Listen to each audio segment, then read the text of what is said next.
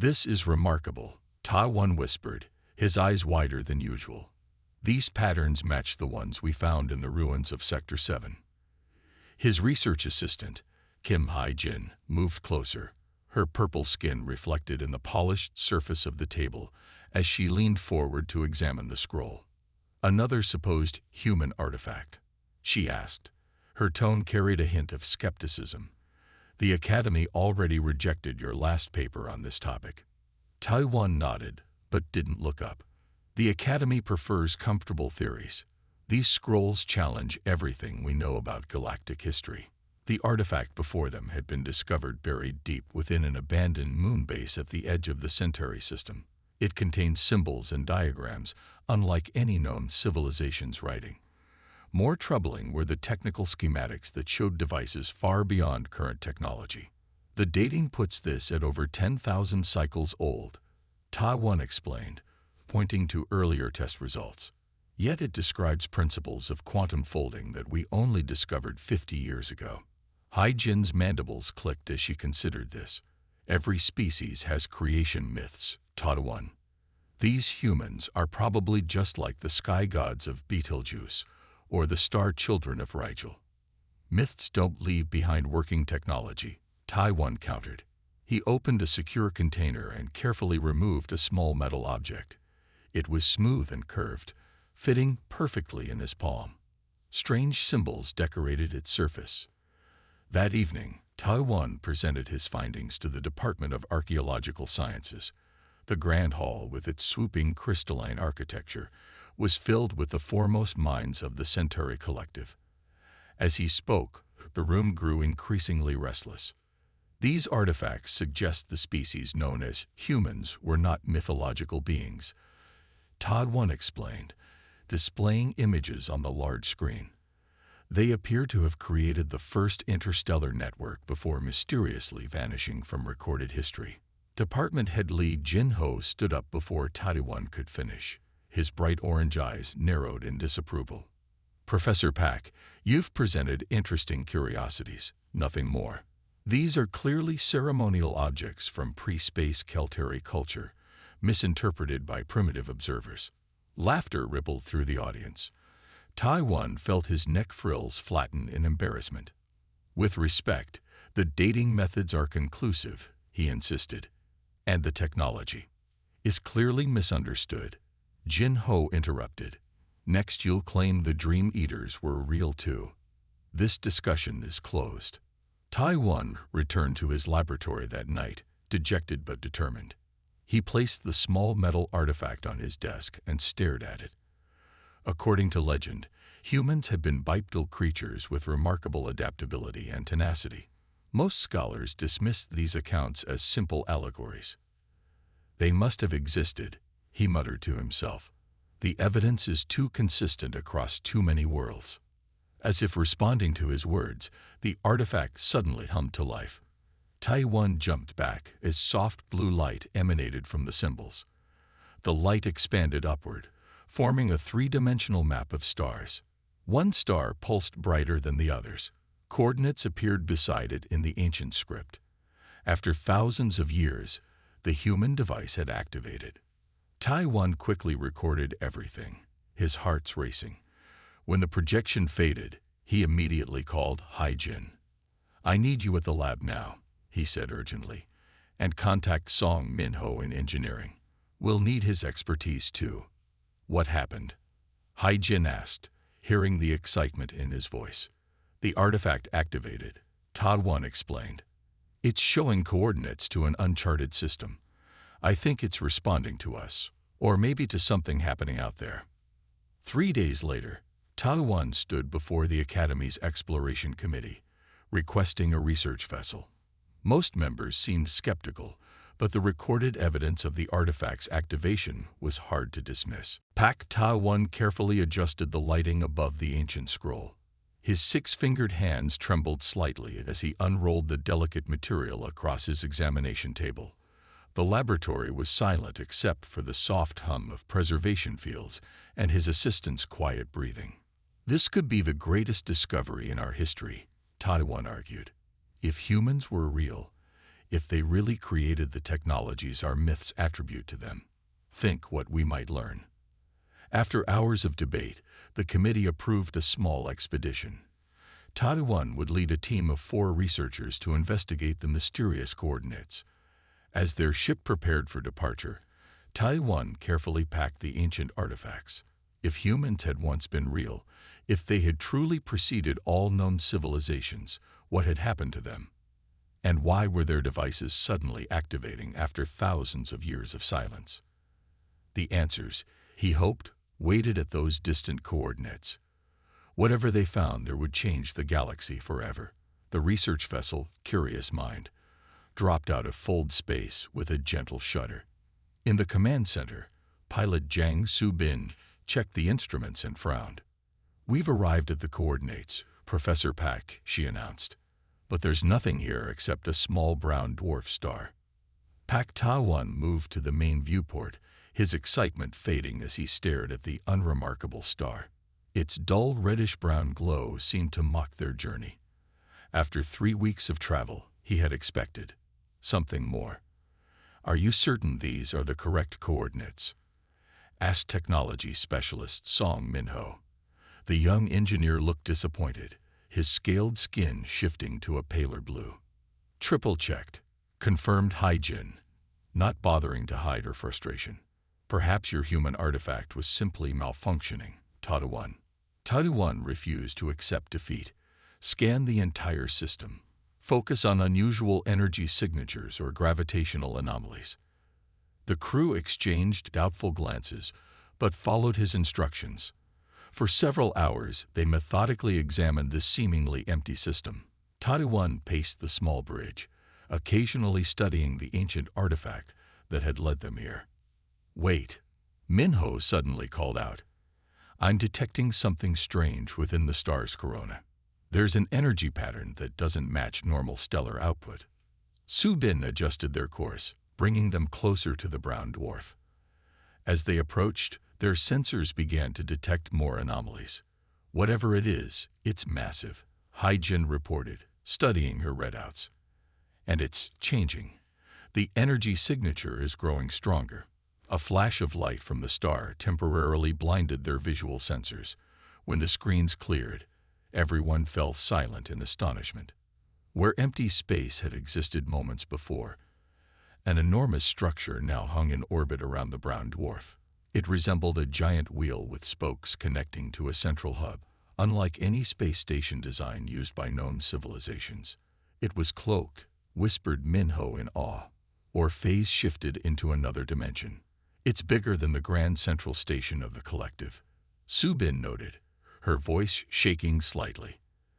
"At least 10 times larger." Taiwan felt his heart's racing. "Move us closer," cautiously. As they approached, their communication system activated on its own. A voice spoke in perfect Centauri, though no transmission source was detected. "Unknown vessel identified. Approach pattern recognized. Docking protocols initiated. We're being pulled in," Su-bin reported as the ship began moving toward one of the spokes on the giant wheel. "Some kind of tractor beam, but I've never seen technology like this."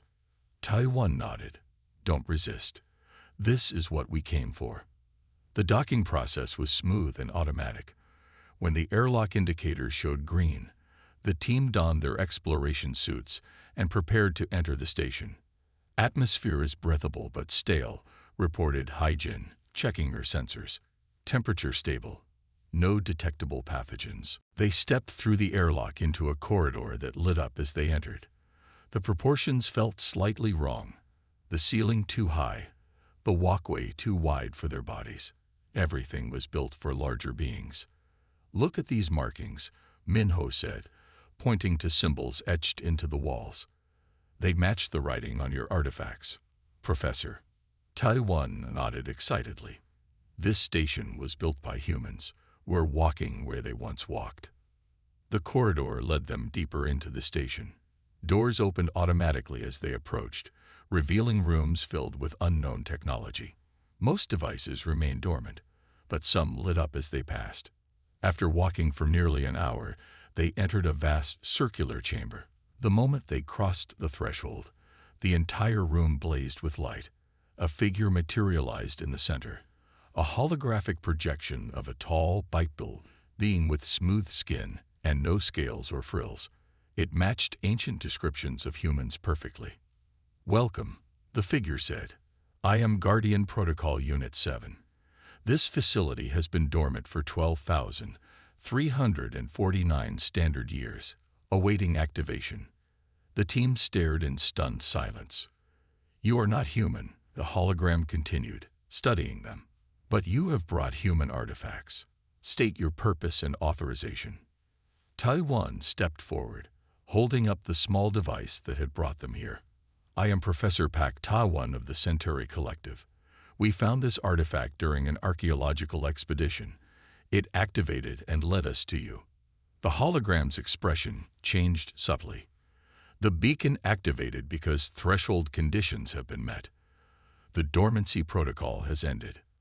"What dormancy protocol?" asked Haijin. "Who are you guarding this station for?" "For humanity, of course," the AI replied simply. "They withdrew from this space to protect younger species from a grave threat. The activation of the beacon indicates that conditions are now suitable for their return." "Return?" Taiwan's voice cracked. "Are you saying humans still exist?" The hologram smiled. "Humans never ceased to exist, Professor. They simply retreated until the galaxy was ready for them. And now, that time has come."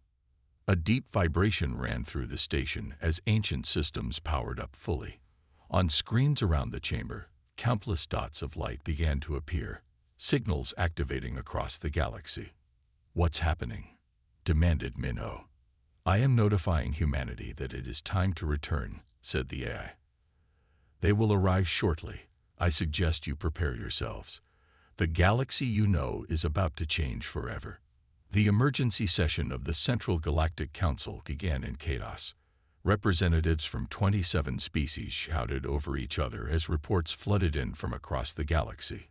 Council leader Choi Jum-suk struck his ceremonial staff against the floor 3 times, bringing a measure of order to the Grand Chamber.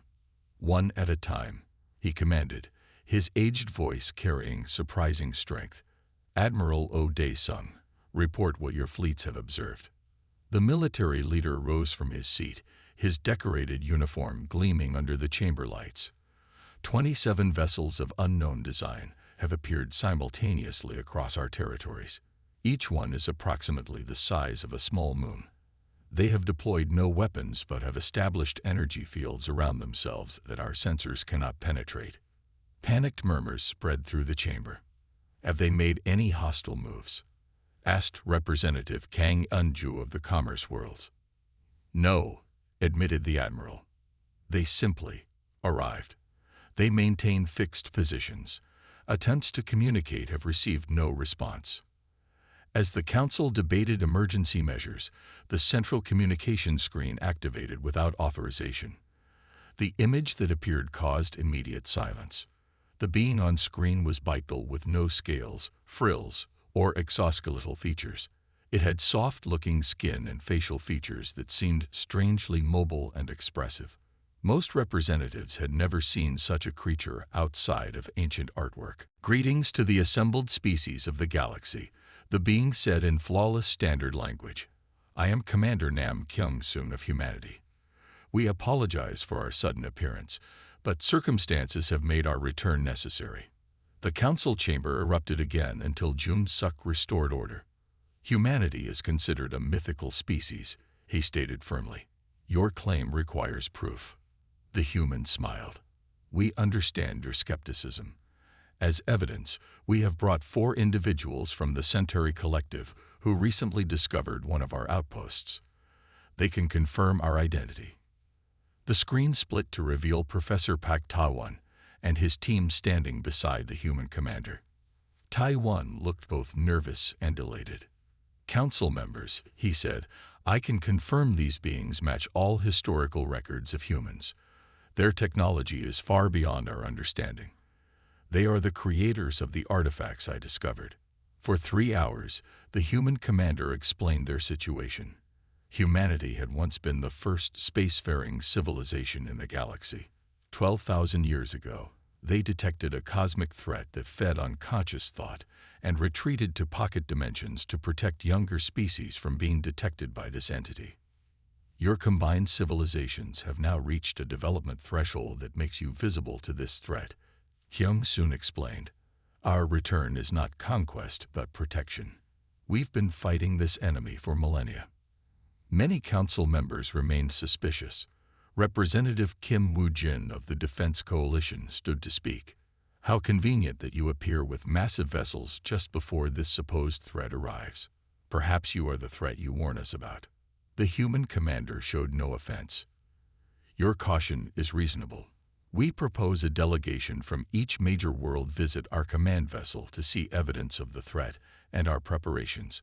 We will share our knowledge freely. Before the council could decide, reports arrived of strange phenomena in the outer systems. 3 colony worlds had gone completely silent.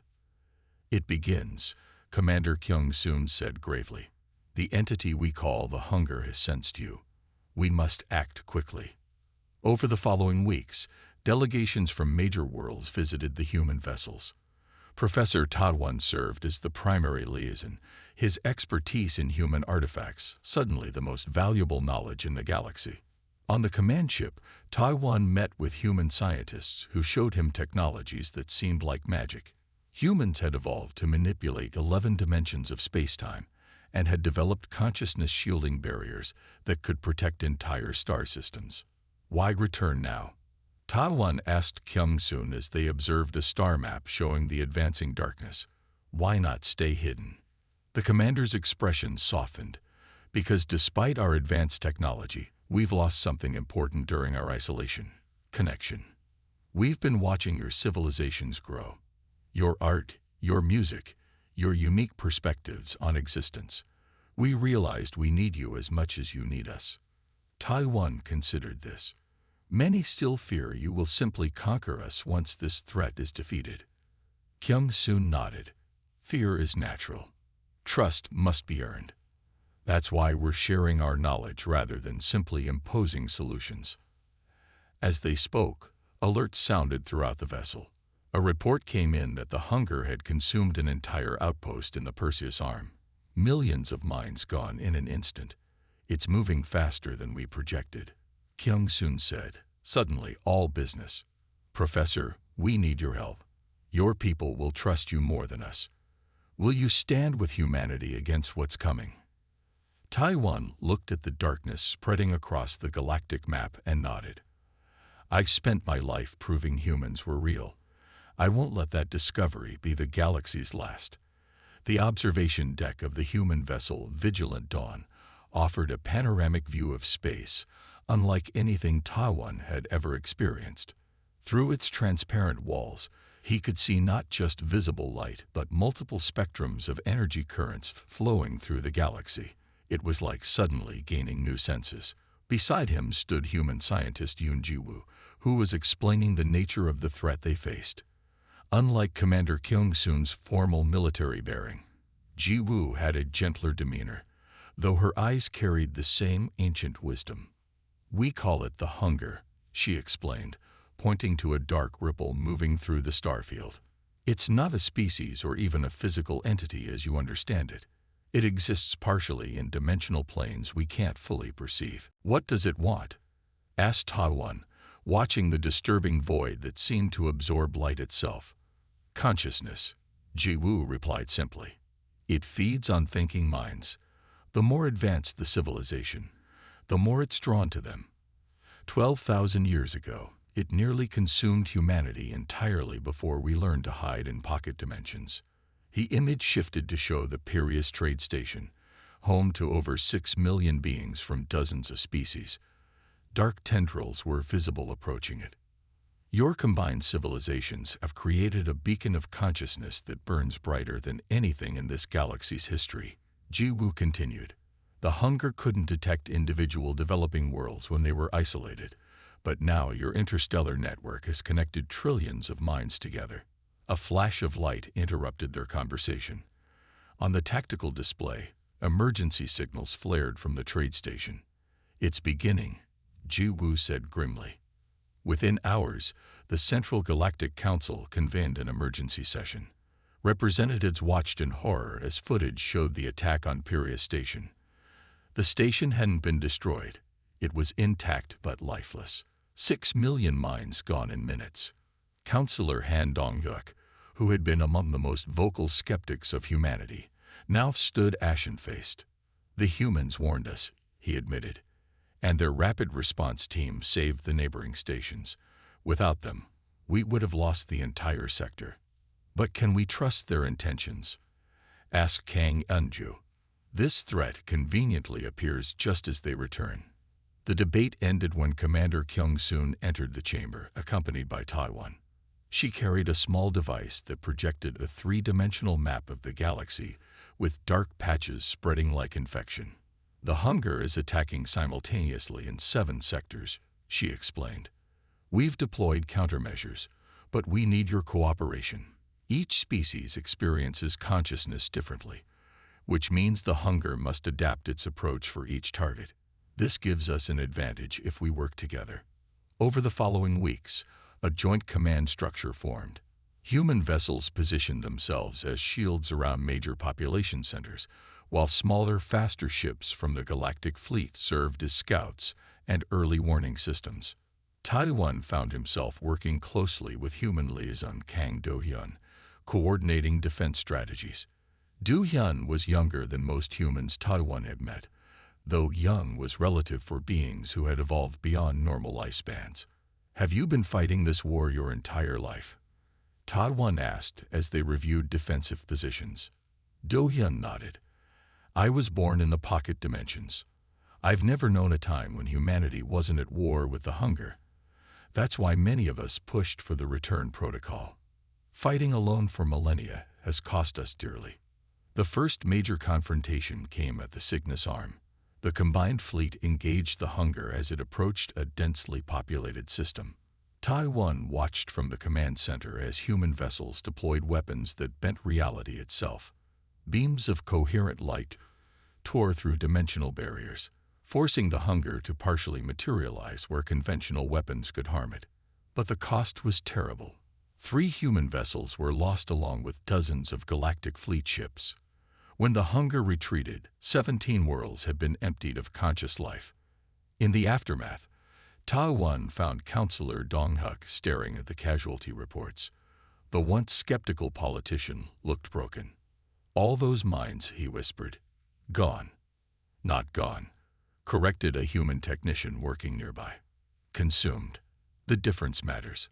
What is consumed can potentially be recovered." This revelation spread hope through the devastated forces. If the hunger stored the consciousness it devoured, perhaps its victims could be saved. At a strategy meeting days later, Commander Kyung-soon revealed humanity's long-term plan. "We've spent 12,000 years developing weapons against the hunger," she explained. "But our greatest breakthrough came when we understood its nature. It isn't simply destructive. It's hungry. It needs consciousness to survive." "You plan to starve it?" asked Admiral O'Day-sung. "No," Kyung-soon said with a grim smile. "We plan to give it indigestion." She turned to Taiwan. "Professor, your studies of consciousness across different species may be the key. The hunger expects certain patterns. If we can create something it can't properly consume, a composite consciousness drawing from all our species, we might force it to release what it's already taken." For the first time, Taiwan realized why humans had truly returned.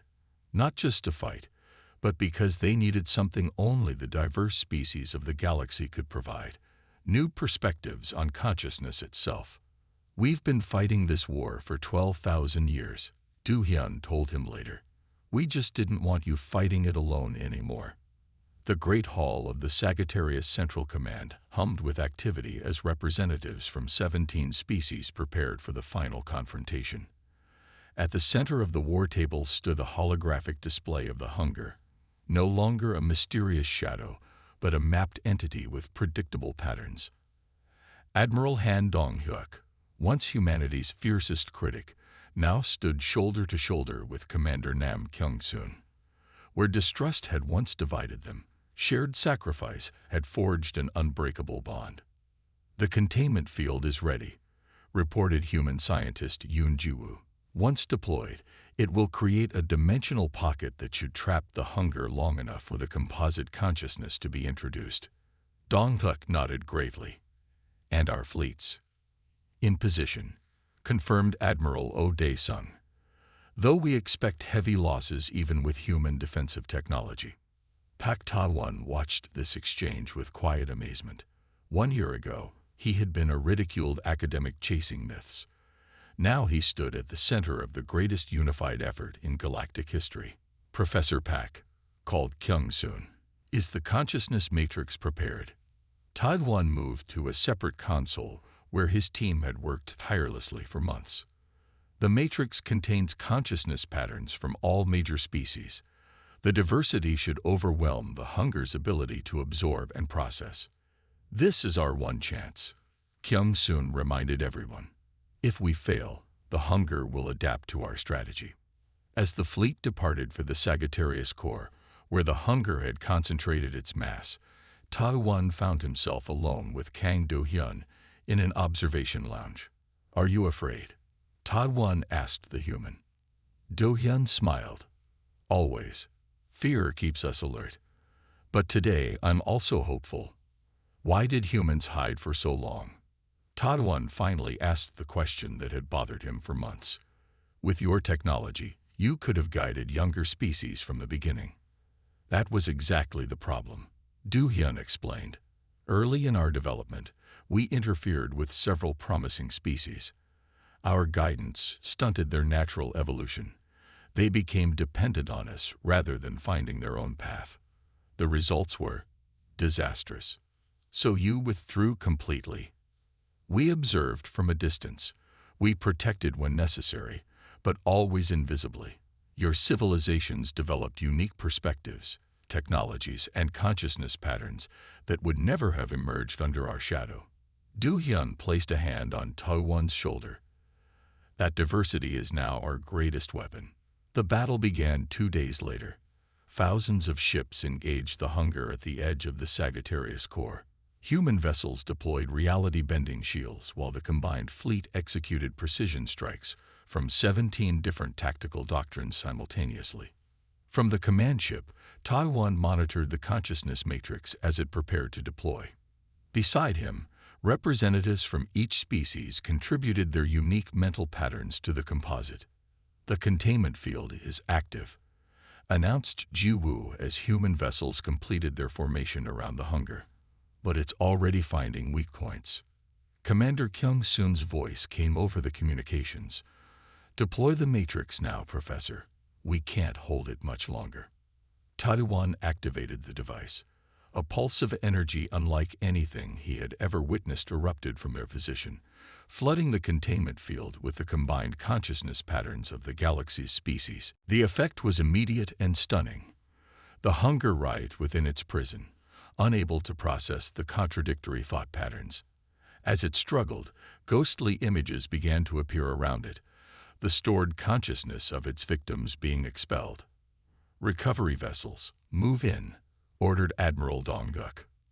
For 3 days, the Allied fleet maintained the containment while specialized ships rescued the expelled consciousness patterns. When it was done, the hunger had been reduced to a fraction of its former size and sealed within a permanent dimensional prison of human design. The victory celebration united the galaxy as never before. In the Central Council chamber, Commander Kyung-soon addressed the assembled representatives. "For 12,000 years, humanity watched from the shadows," she said.